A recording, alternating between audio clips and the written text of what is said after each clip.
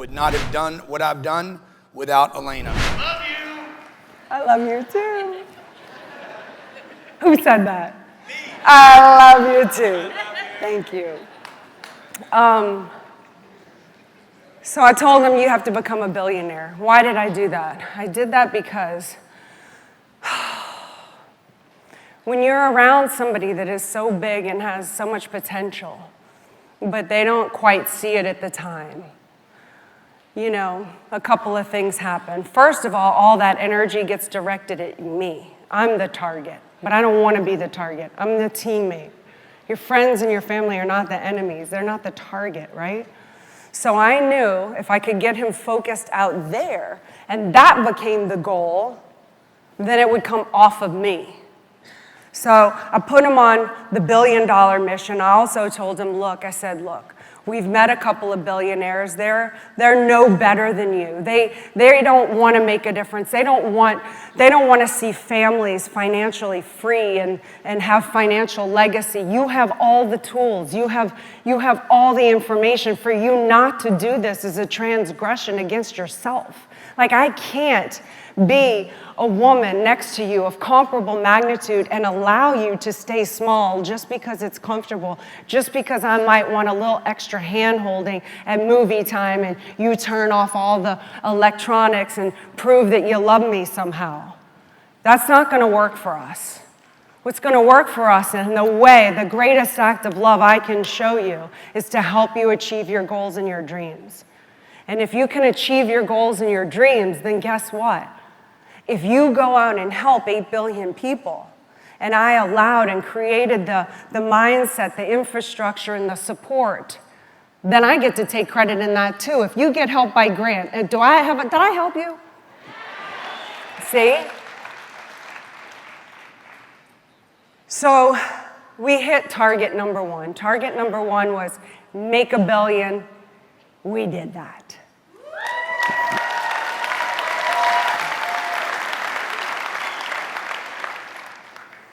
We needed to do that in order to get your attention.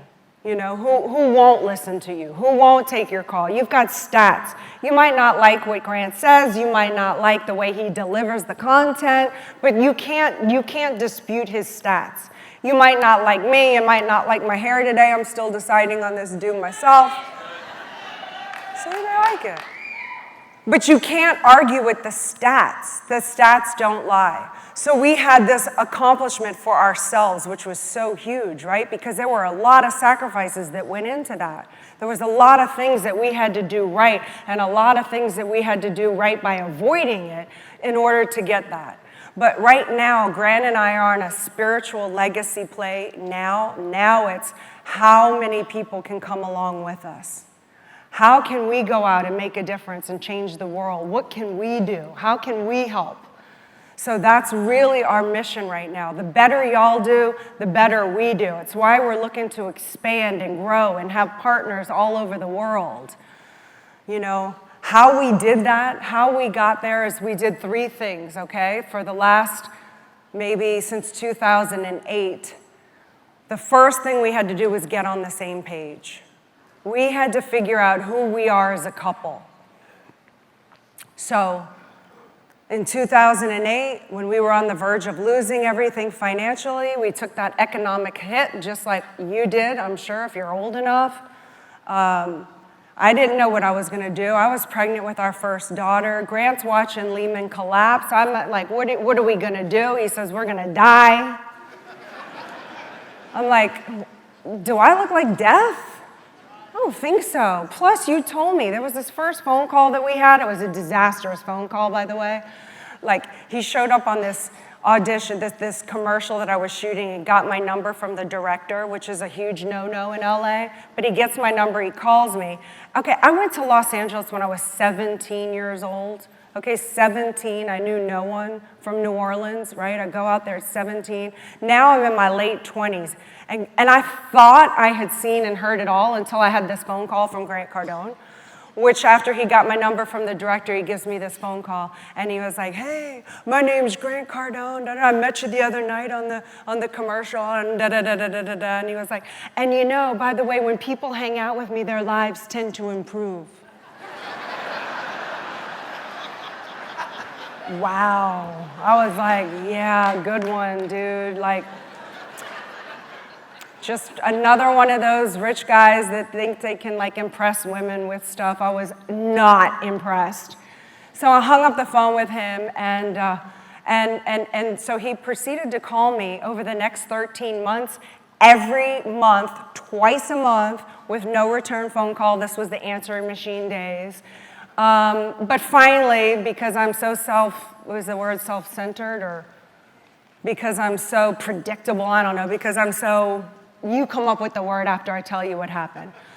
So he leaves this one message on my machine after the 26th phone call, and he found out from one of my girlfriends I was a sporting clay competition shooter. So he leaves this message on the phone. He was like, hey, Elena, it's Grant Cardone again. You know, he'd always leave these messages. And he was like, I rented the shooting range. You know, if you want to show up, I have the whole range. We can go shoot some guns or whatever. And I was like, oh, rich boy wants to show off. Okay, because it ain't cheap shooting guns, right? And so I was like, okay, I'll show up to that. So I know I'm very predictable, and I was like, screw him. I'll take advantage of him. I don't know, whatever that chick is called, that's what I did. And so I show up at the shooting range anyway. Long story, he wasn't as horrible as I thought he was. Kind of gets him in the circle. He starts showing up. Anyway, we start dating, then we get married, whatever. Now I'm in this situation where he's telling me I'm gonna die, and I'm pregnant. I'm like, do I look like death to you? And I was so furious. I was like, and by the way, you told me, you made a promise to me that if I got with you, my life would get better. You never mentioned anything about death. Like, where's the bait and switch on that one? Anyway, I sent him to his room, his office, which was down the hall, and I was like, you're gonna figure this out, and don't you come out until you do. And so he's like, goes into the office and comes back 3 hours later, and he puts a book in my hand. At the time, it was called Sell to Survive. And he was like, I wrote this book. It's not going to make us rich, but I know what I have to do, and I'm never going to make you worry about money again.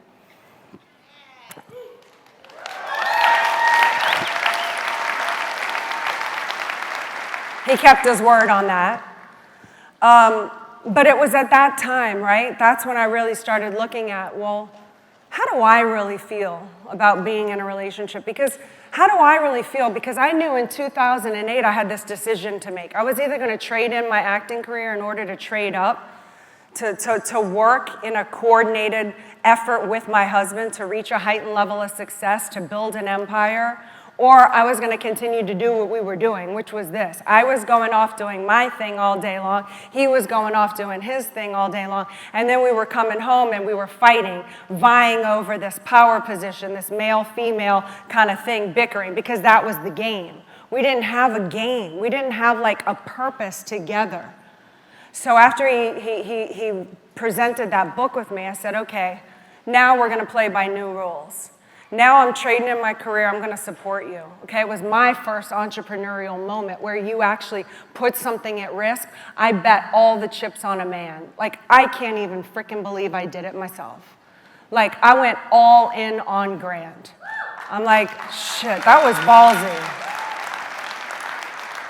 Thank God I have an honorable man, thank God, because the bet paid off in spades. But I went all in on him, and I said, you know what? We've got to get on the same page. I'm going to come on. I'm going to do everything I need to do to be able to build us out, to build up this infrastructure for us.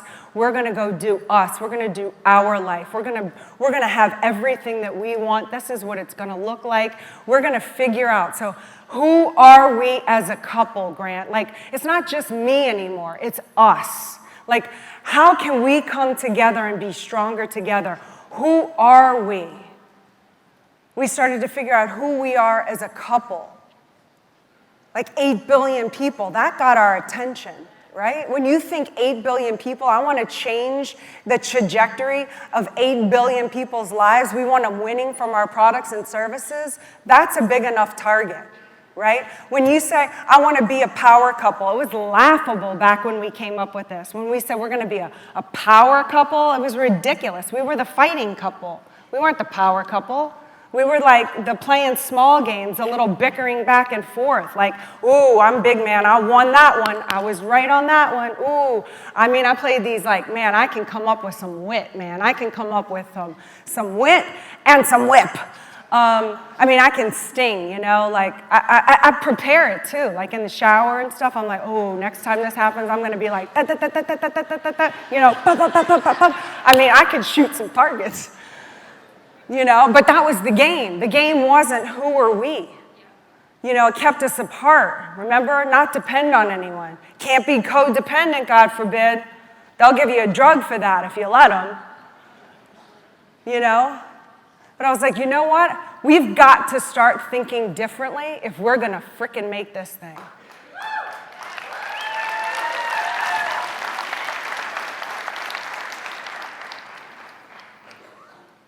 We're going to become on the same page. Number two, we're going to figure out our roles. Who does what? Not based on male, female, but based on strengths and weaknesses. Who does what in the relationship? Like, leave ego aside. If we want to have the Super Bowl win of life, how do we operate as a team to get there? Because there's going to be enough on the outside that don't want to see you win. See, Grant no longer had to be my enemy because I have a bigger game. Because I promise you, when you start playing at big enough levels, you're going to have people out there that don't want to see you win. This might come as a surprise to y'all, okay? But there's people out there that actually want to see Grant and I go broke. Like nothing would make them happier. There's people out there, those are the enemies.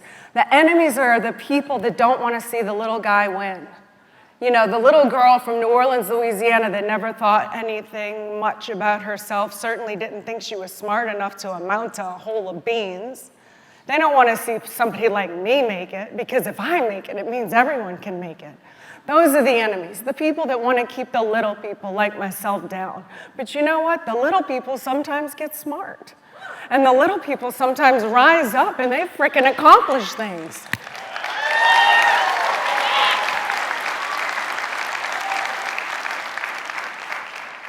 Those are the enemies.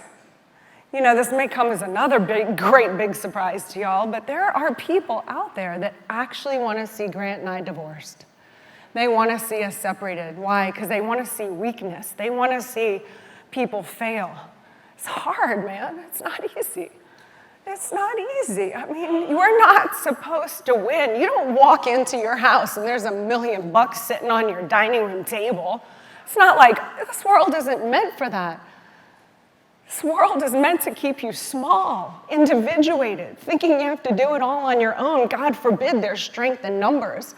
God forbid a man and a woman come together and figure the shit out and fucking rise to the top together. God forbid that.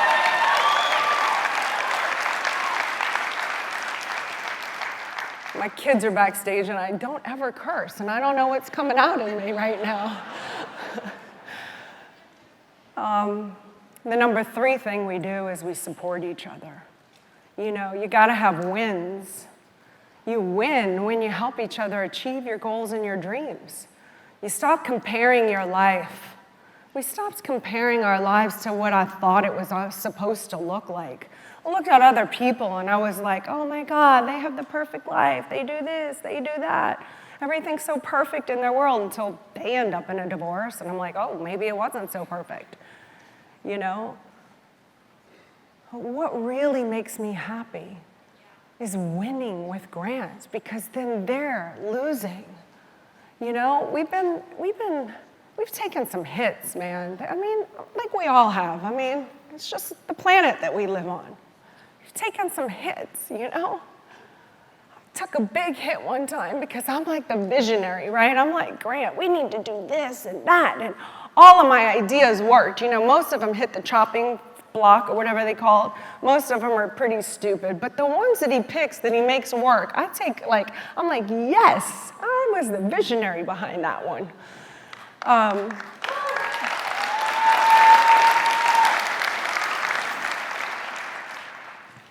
I took a big hit because I told Grant that we should partner up with this one company or whatever, and we took all of our forces down that road. It turned out to be a freaking nightmare because empires are destroyed within, and people in their camp kind of were afraid if we hooked up and we became powerful together that we would probably fire off the people that created all the interior noise on that side, made up lies, horrendous accusations, caused us a lawsuit in the end. It was a colossal failure for us, for me, because I was the one who was like, no, we're gonna make this thing work, until it blew up, and I wanted to quit, and I wanted to retreat, and I was like, you know what, I'm done with this. Why? Why do I need to put myself out there? Why do we need to expose ourselves? I was like, you know, down. I was like, the air left me. I was humiliated. I was self-doubted myself. I was like, shit, how do I save face with Sherry, the COO of this company that I made us go down this huge thing that was such a massive setback for us? Like, oh, I had this stain, you know, I wanted to quit, I wanted to give up. And then I looked at it and I was like, you know what? If I stop, they win. They win. The people that want to see us fail, the people that want to see us play small, think small, do small, they win. And that's when I freaking picked myself back up from the ground. I was like, you know what? Somebody's like all excited there. I picked myself back up and I said, you know what? Rather than wanting to kill these people, because I'm Italian and that's what I think I want to do, is kill people. Rather than kill people, because I actually play everything out in my head, and I was like, oh, jail won't look good on me. I can't have hair and makeup like this, and my nails will suck, and can't do jail. It's not an option, so what else can I do? And I heard a man by the name of L. Ron Hubbard say, flourish and prosper, and that stuck in my head. Flourish and prosper. And so I started to be creative, and I said, flourish and prosper. Okay, this other group